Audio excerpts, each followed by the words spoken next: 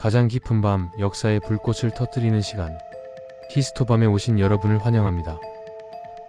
지금으로부터 약 800년 전, 인류는 단 한 번도 경험하지 못한 거대한 폭풍과 마주했습니다. 그 폭풍의 이름은 칭기즈칸. 그는 단순히 땅을 넓힌 정복자가 아니었습니다. 아버지가 독살당하고 부족에게 버림받고 들쥐를 잡아먹으며 연명하던 소년 태무진. 아무것도 가진 게 없던 그 소년은 어떻게 인류 최초의 전격전을 설계하고 철갑으로 무장한 유럽의 기사단을 단숨에 무력화시켰을까요? 오늘 밤 우리는 금나라와 남송을 거쳐 러시아 평원 그리고 유럽의 심장부까지 피로 물들였던 푸른 이리의 진경로를 따라가 보려 합니다.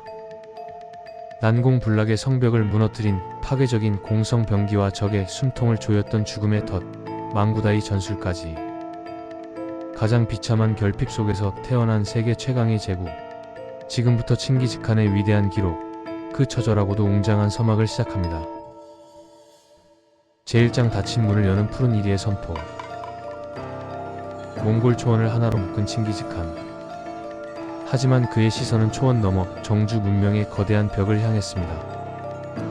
금나라의 오만과 서하의 배신은 잠자던 이리를 깨웠습니다. 칭기즈칸은 대규모 원정을 위해 단순한 약탈 부대가 아닌 제국군을 편성합니다.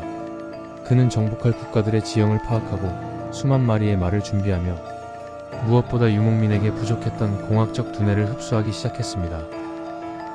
이것은 단순한 복수가 아닌 세계의 지도를 다시 그리기 위한 거대한 설계의 시작이었습니다. 제2장 세계를 삼킨 파괴의 공식.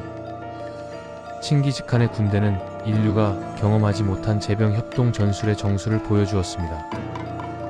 가장 먼저 그들은 망구다이라 불리는 죽음의 덫을 놓았습니다. 정의 기병들이 적진 앞에서 패배한 척 비겁하게 도망을 치고 적군이 승리의 도취에 대열을 이탈하고 추격하는 순간 미리 매복해 있던 몽골 본대가 측면을 강타합니다. 이때 몽골 전사들은 전속력으로 달리는 말 위에서 몸을 뒤로 돌려 화살을 쏘는 파르티안 샷으로 적의 지휘관들을 저격했습니다. 성벽 뒤에 숨은 금나라와 남송을 격파하기 위해 칭기즈칸은 기술자들을 동원했습니다. 거대한 돌을 날리는 회해포는 성벽을 가루로 만들었고 화살에 화약을 매단 신기전 형태의 무기들이 성 안을 불바다로 만들었습니다. 칭기즈칸은 항복하면 살려주되 저항하면 씨를 말린다는 공포 전략을 고수했습니다. 점령한 도시의 포로들을 방패막이 삼아 다음 성을 공격하게 했으며 거부하는 도시는 단 한 명의 생존자도 남기지 않고 초토화했습니다. 제3장 신의 채찍. 가장 먼저 몽골의 말발굽에 짓밟힌 곳은 서하였습니다. 칭기즈칸은 자신을 배신한 서하를 지도에서 지워버리기로 결심합니다. 몽골군은 서하의 수도를 포위하고 황하의 물길을 돌려 도시 전체를 수몰시키는 잔인한 수공을 펼쳤습니다. 이어지는 금나라와의 전쟁은 더욱 처절했습니다. 당시 세계 최강의 요새였던 만리장성을 무력화하기 위해 몽골군은 정면 대결 대신 우회 전략을 택했고 항복한 기술자들을 앞세워 수만 발의 불화살과 투석기를 동원했습니다.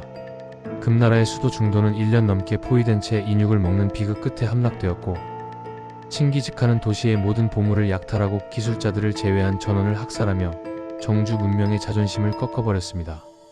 몽골군에게 가장 끈질기게 저항했던 곳은 남송이었습니다. 험준한 지형과 거대한 강줄기는 몽골 기병에게 지옥과 같았습니다. 하지만 몽골군은 포기하지 않았습니다. 그들은 중동에서 가져온 거대 투석기 회해포를 동원해 남송의 전략적 요충지인 양양성을 함락시켰습니다. 궤도에서 발사된 거대한 돌덩이가 성벽을 가루로 만들 때마다 남송의 희망도 함께 무너졌습니다. 결국 애산 전투에서 남송의 마지막 어린 황제가 바다에 몸을 던지며 찬란했던 중원 문명은 몽골의 지배 아래 완전히 무릎을 꿇었습니다. 서쪽으로 눈을 돌린 몽골군은 이제 러시아 공국들을 마주합니다. 몽골군은 혹독한 추위를 오히려 기회로 삼았습니다. 얼어붙은 강을 천연 고속도로 삼아 전속력으로 진격한 그들은 라잔과 키예프를 차례로 파괴했습니다. 특히 키예프 함락 당시 몽골군은 포로들을 앞세워 화살바지로 썼고 거대한 투석기로 기름을 부어 목조 성벽을 통째로 불태웠습니다. 찬란했던 키예프의 성당들은 잿더미가 되었고 러시아는 이후 200년 넘게 타타르의 멍에라 불리는 암흑기를 겪게 됩니다. 1241년 몽골군은 유럽 기사도의 심장부 폴란드에 도달했습니다. 렉은 2차 전투에서 유럽의 자부심이었던 투턴 기사단과 연합군이 맞섰지만 몽골군에게는 사냥감에 불과했습니다. 몽골군은 연막탄을 터뜨려 기사들의 시야를 가린 뒤 망구다이 전술로 그들을 진흙탕 속으로 유인했습니다. 무거운 갑옷을 입고 허우적거리는 기사들을 향해 복합궁의 화살이 비처럼 쏟아졌고 유럽의 정예병들은 손 한 번 써보지 못한 채 전멸했습니다. 승리한 몽골군은 전사한 기사들의 귀를 잘라 9개의 자루를 가득 채우며 유럽 전체를 공포로 몰아넣었습니다. 마지막 타겟은 헝가리였습니다.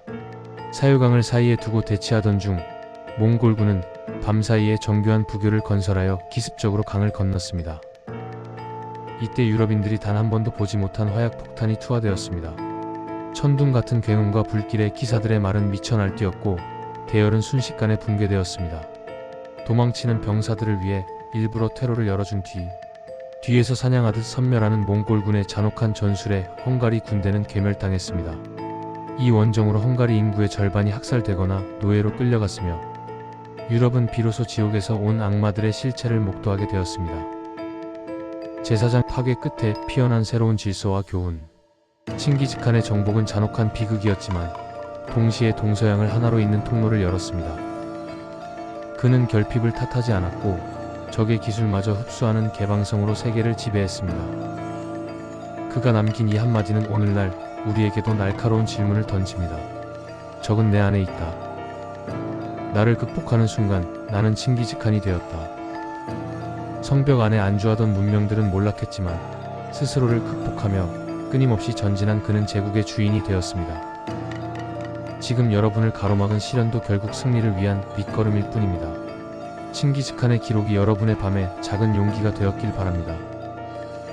내일은 여러분이 인생의 주인공으로 승리하는 날이 되기를 히스토밤이 응원하겠습니다. 편안히 주무십시오. 지금까지 히스토밤이었습니다. 이런 역사 속 뜨거운 지혜를 매일 밤 함께 나누고 싶으시다면 구독과 좋아요로 저희의 여정에 동참해주세요. 여러분의 소중한 클릭 한 번이 더 깊은 역사를 발굴하는 가장 큰 힘이 됩니다. 감사합니다.